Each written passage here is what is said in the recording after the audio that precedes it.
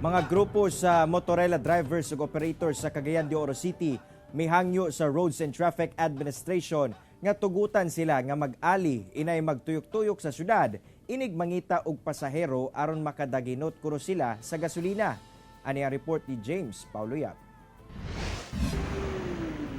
Una na nga miduso sa ilang petisyon sa usbaw sa Plitihan ang grupo sa mga driver sa jeep nga National Confederation of Transport Union kun NCTU ngadto sa LTFRB 10.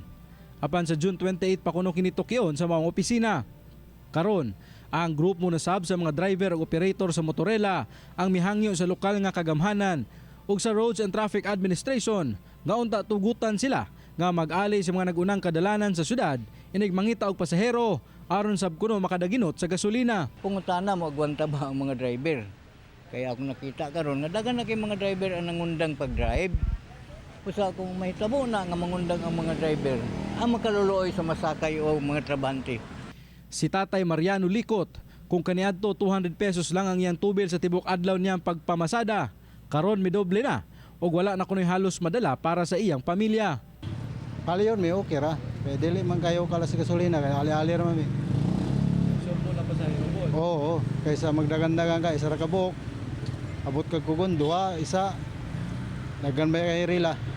Nasabtan man sab kuno sa RTA ang ilang sitwasyon karon apan makinahanglan pa kuno ug usa ka executive order aron maimplementar ang ilang hangyo. Tambag sab nila karon sa hugpong sa mga driver ug operator sa rela nga idusuo na kini sa City Council. So atong hanyo lang nga unta musubay lang sa kita sa traffic rules and regulations sa pagkakaron kay wala pa man tay any other documents or mga papeles nga gi-forward regarding anang hanyo nato nga pag-ali.